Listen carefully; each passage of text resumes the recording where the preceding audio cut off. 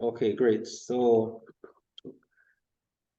for everyone who are joining us, definitely I'm excited for this conversation that I will be having with uh, Archie Jackson, a cybersecurity professional. I mean, someone who goes by a number of titles within the industry.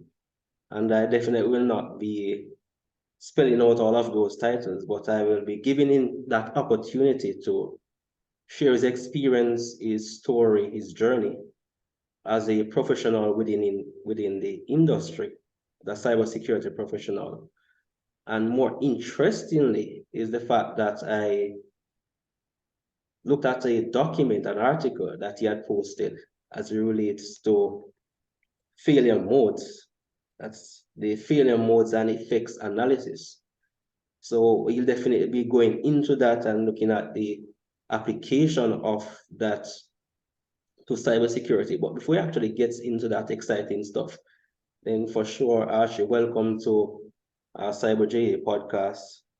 And it's a pleasure having you. And I look forward to definitely a very interesting conversation. I know you have a wealth of experience, a lot of things to share with us, and know that the community will definitely appreciate all that you have to, I mean, value that you have to add to us today. So welcome. And yes, nice having you with us today. Thank you, Richie.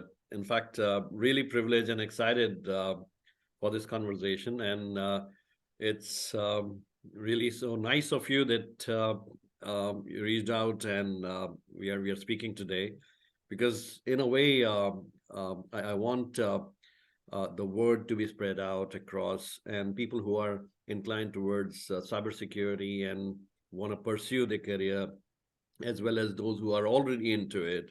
So, what all they can do and how the particular career path works out for them, that's something which is very important, and um, kind of an evangelist around those. I guess it's both you and me around cybersecurity who are evangelists and want to people around know about cybersecurity and be advocates of that.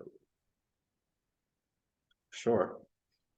So as it relates to your journey, your experience in terms of where you are now, I mean, tell us who you are exactly, how it is that you actually reached to where you are.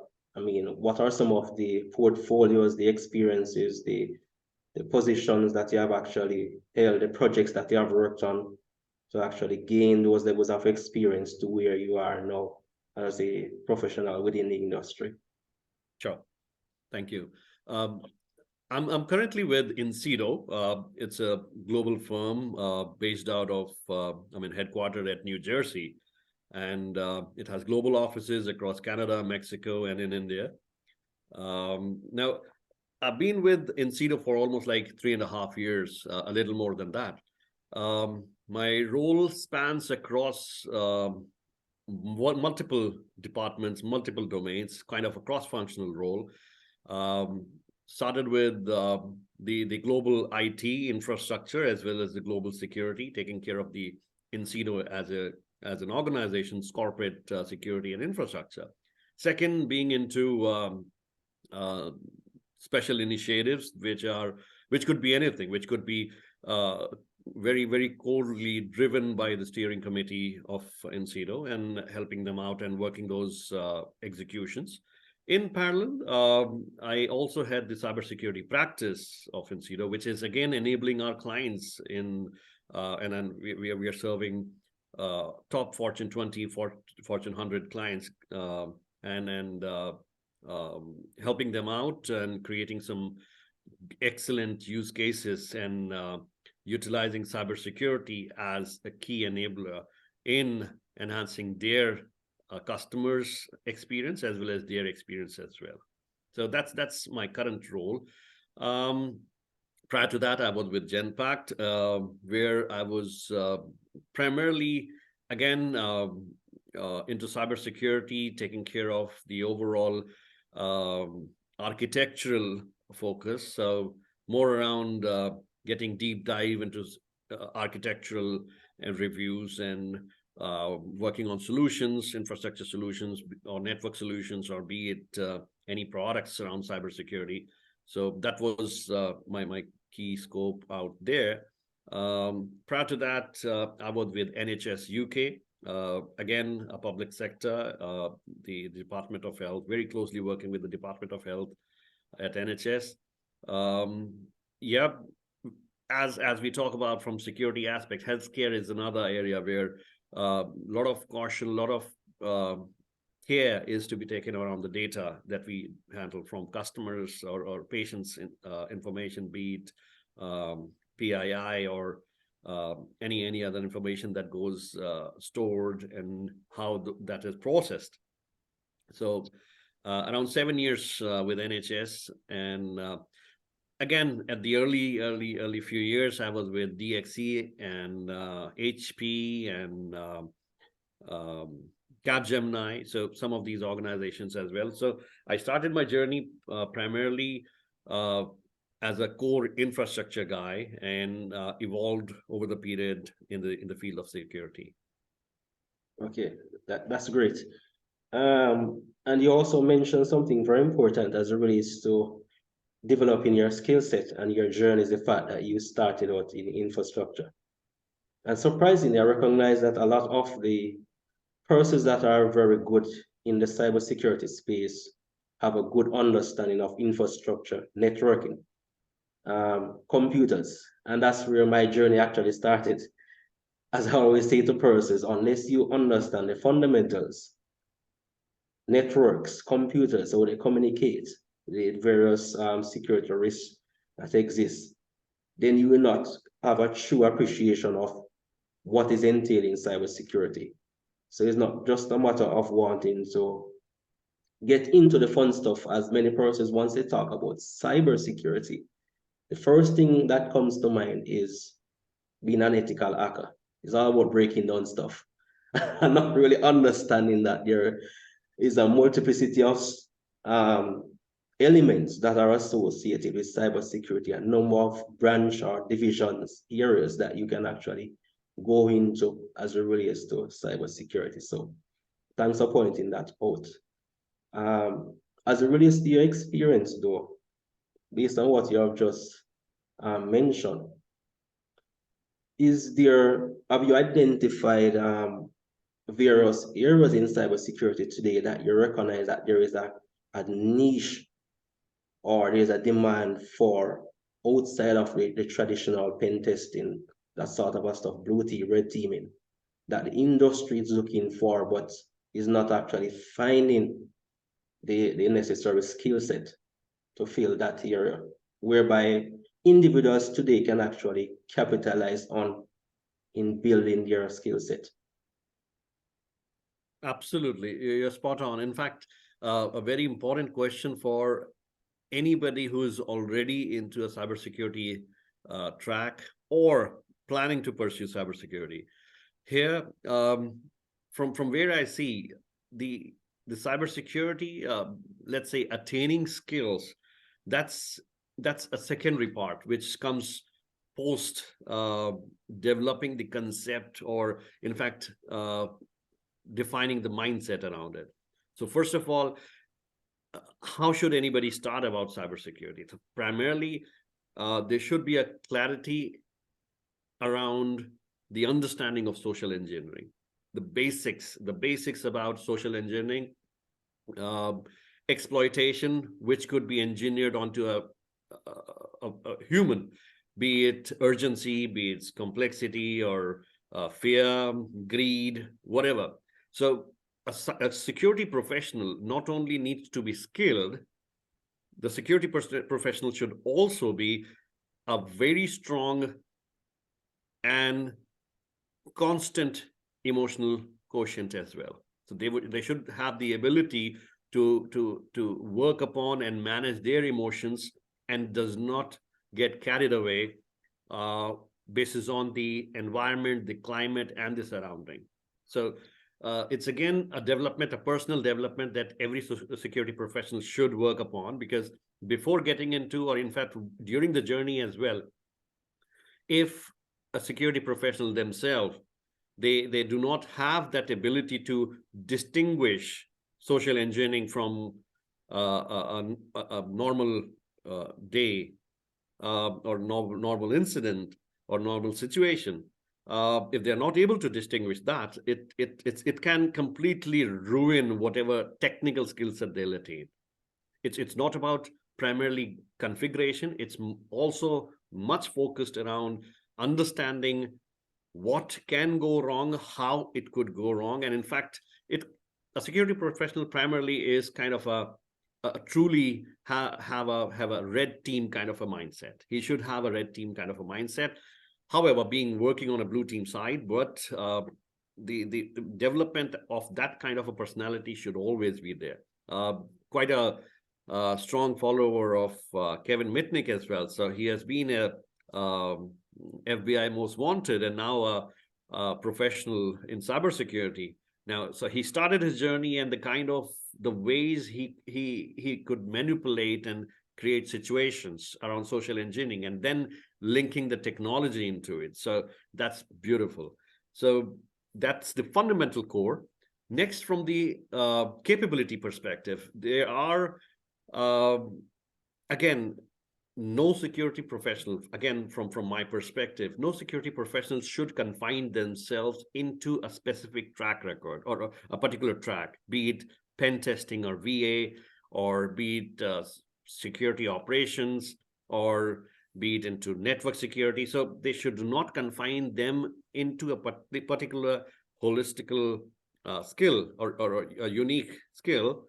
They should also overlap in their orchestration of their skills so that they could view at a 360-degree angle in an environment.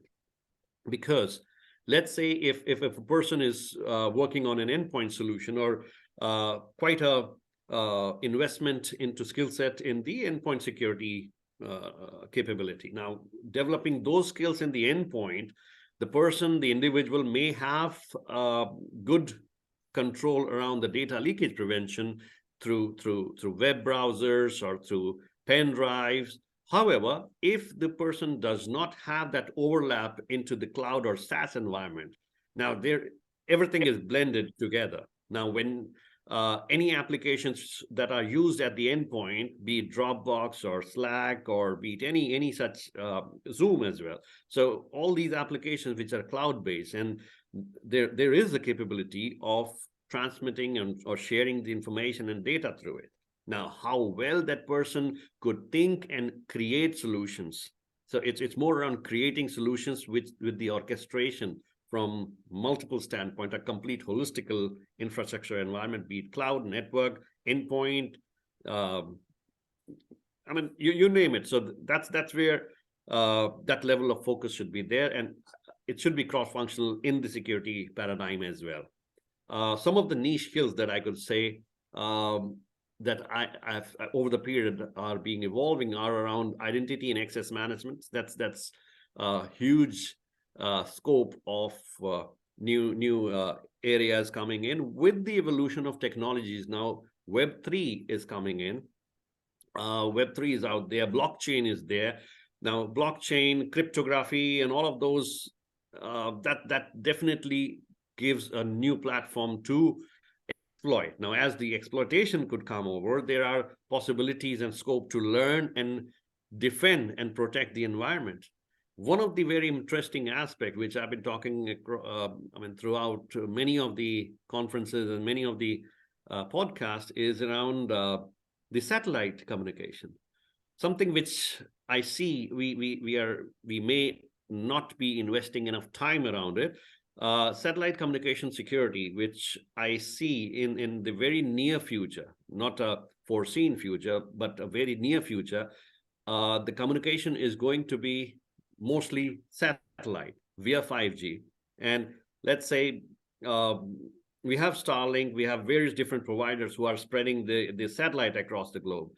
And there is T-Mobile in the US, which partnered with Starlink, and now they are utilizing the handheld devices to be satellite phones. Every phone nowadays is coming with 5Gs as well as satellite phone enability option. So very soon you'll see communication would not be restricted through ISPs, or there would be again a I would say a digital communication, a purely digital communication that may happen through satellite. Now that also gives a huge opportunity of new level of exploitations. Now, if the generation now, or people who are already there into technology, into cybersecurity, they start building solutions, start creating solutions, environment that could protect satellite communications, that's something which would be niche. And the moment that's there, they would be all plug and play, and they could get into the journey. So that's something which I advise people to manifest their capability into satellite security as well. So blockchain, again, Web3, 5G, and primarily my favorite, that's satellite communication security. Exactly. And you have definitely touched on a number of those areas that I definitely I've mentioned before to other individuals, especially even the aspect of even API security. API is also on the rise as it relates to security. I mean, protecting connected vehicles, IoT devices. I mean, looking at the non-traditional stuff, then you definitely can build your skill set along that way. And very importantly, you also made mention is the fact that as a security professional, you need to have that holistic 360 degrees approach, an understanding of all the pieces in terms of one organization operates. So it's not a matter of just having the technology, the resources, but looking at how it is that all of these elements work together to support the organization or the business in being operational or being resilient in carrying out their activities on a day-to-day basis. And even I'm someone who works a lot with developing cybersecurity programs. And what I find is that even in the industry, you have individuals who just focus on maybe listing item 1, 2, doing risk assessment, XYZ, but not factoring the fact that you have to take things beyond just the tools or the technical know-how, but you need to understand the governance structure or the organization operates. So how it is that all of these things work together to provide that service or that solution that the organization requires. So having that holistic approach is definitely key in being that standout as a cybersecurity professional. Yes. You're spot on. In fact, very right. I've seen so many memes around where some of the memes which talk about, yeah, I cleared the audit, but I got breached. So a lot of things around how cybersecurity should be rightly focused in an organization, and how professionals. I mean, what I see is cybersecurity is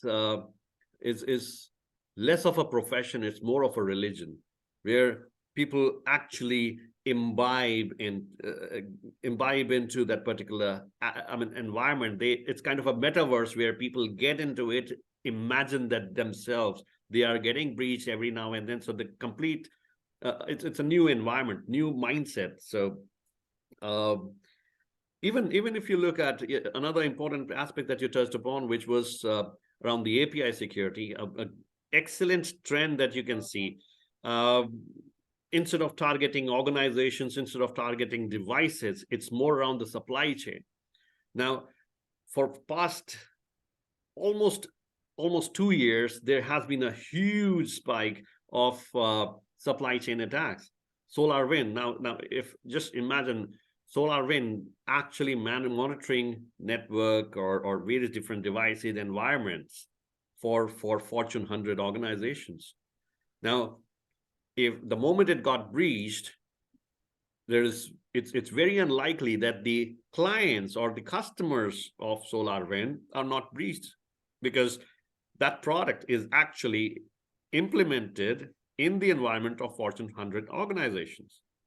And I had those numbers somewhere around 400 of the Fortune 500 organizations had solar wind. So that's something, the amplitude of a supply chain. So it's just a exploitation of simple vulnerability gaps in a particular environment in a supply chain, which gives huge results. So that's kind of a mindset we, if we are able to cater and gather that level of building the mindset, that would be excellent. And looking from API security, where most of the exploitation again happen where there's a linkage of one product with another, which is done through the APIs or any other integration with IoTs as well. Now, devices which are when I just play around Shodan, it gives me, it's a favorite landing place where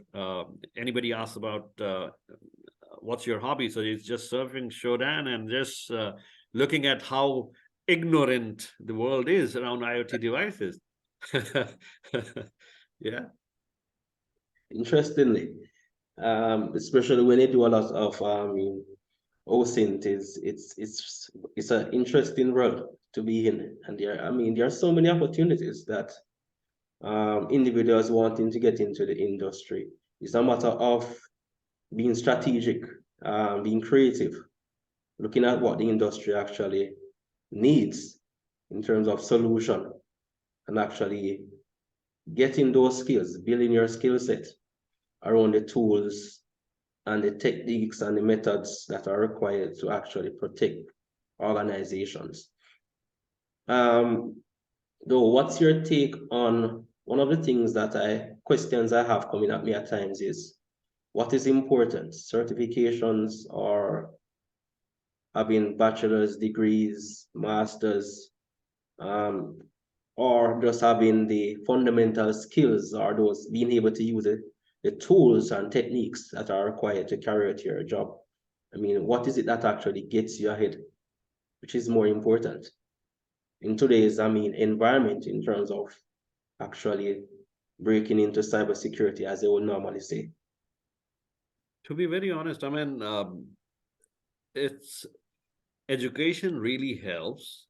Education really helps from knowledge perspective, getting trained onto a particular, let's say, particular track. If there are tracks, let's say CEH or CISSP or be it OSCP, these tracks actually help consolidating and converging the scope.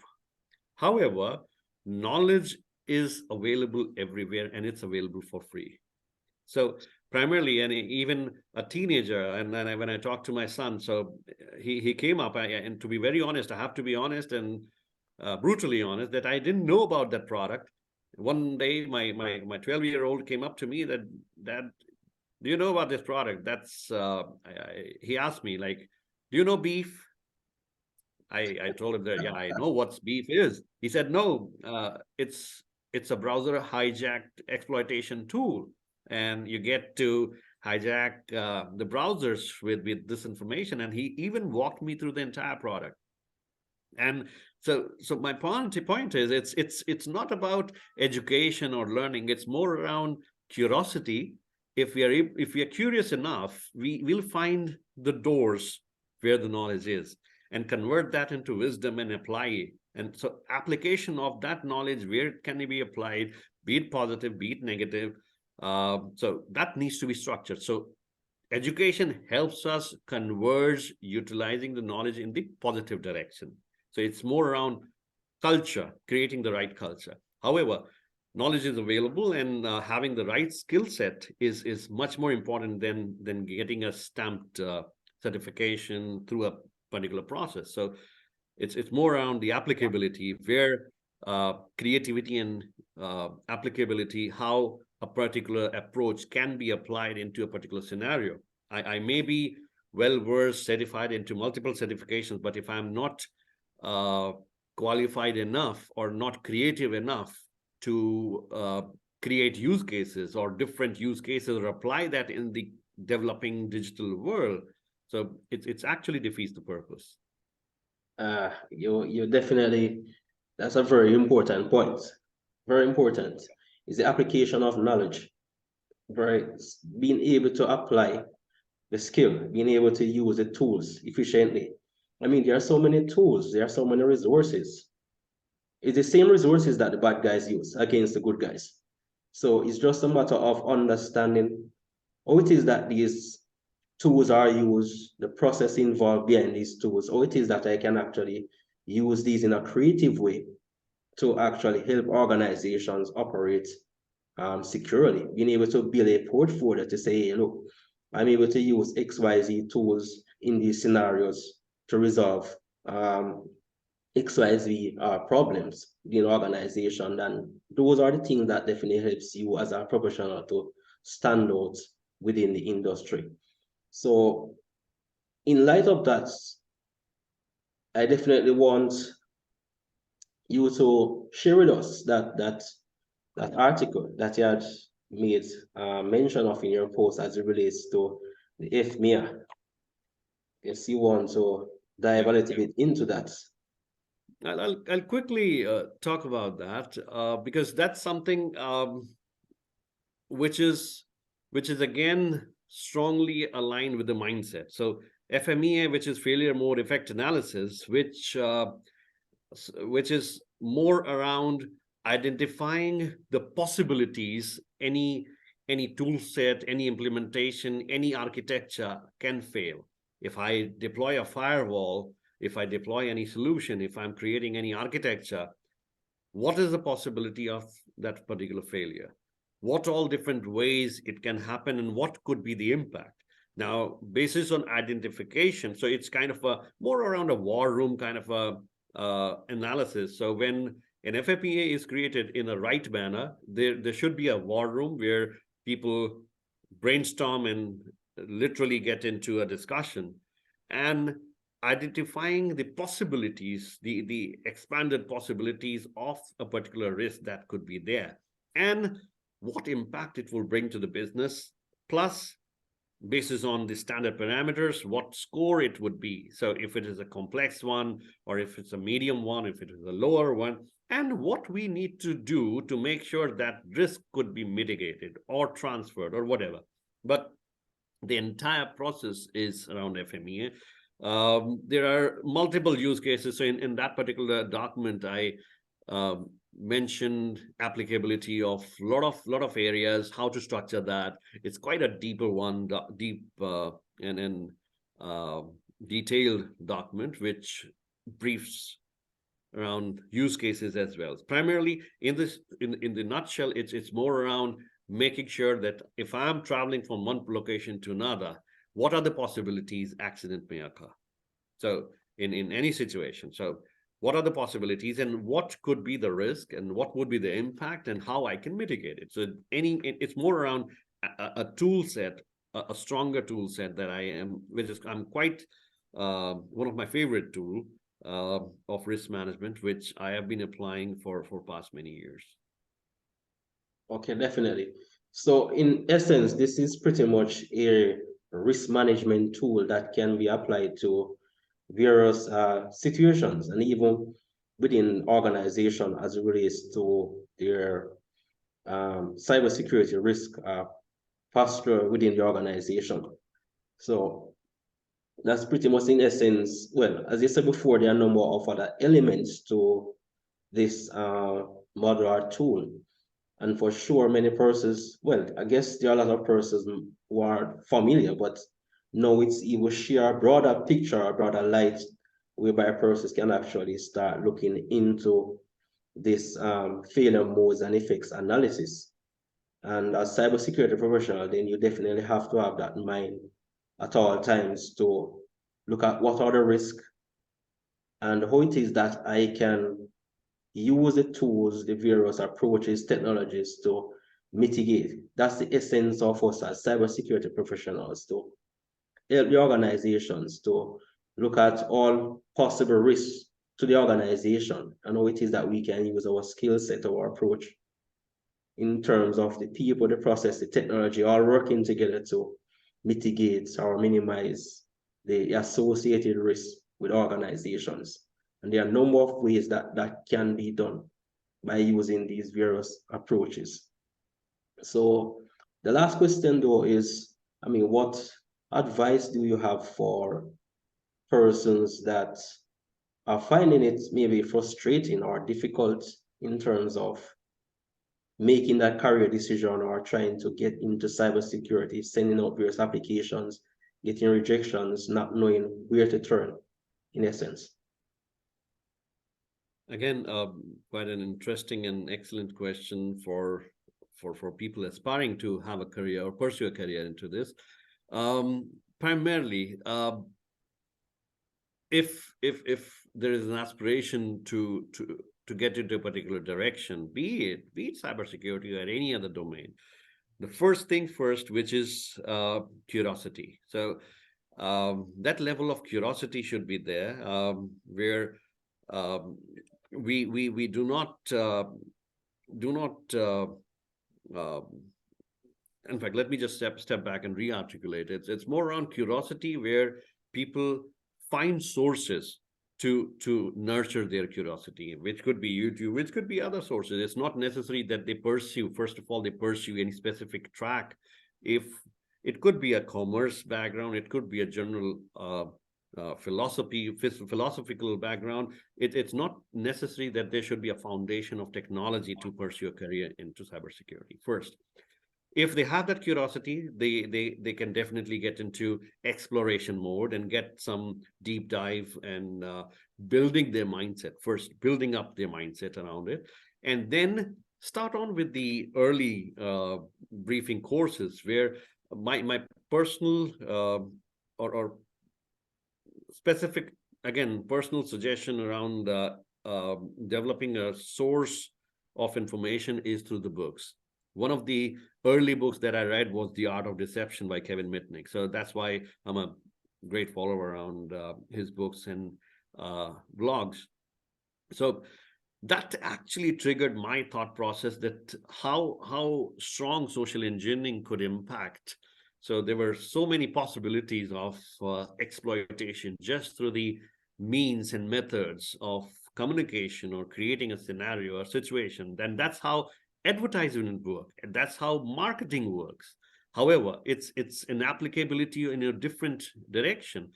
So in current days, the advertisements that we have, it's again, there are some social engineering aspect around it as well. So we may get motivated with celebrities, branding, and all of that, but that's again a matter of social engineering, because when a viewer is watching those advertisements, that's again we relate to those situations and then feel to buy those products. So that's again a point of social engineering, even in the advertisement industries.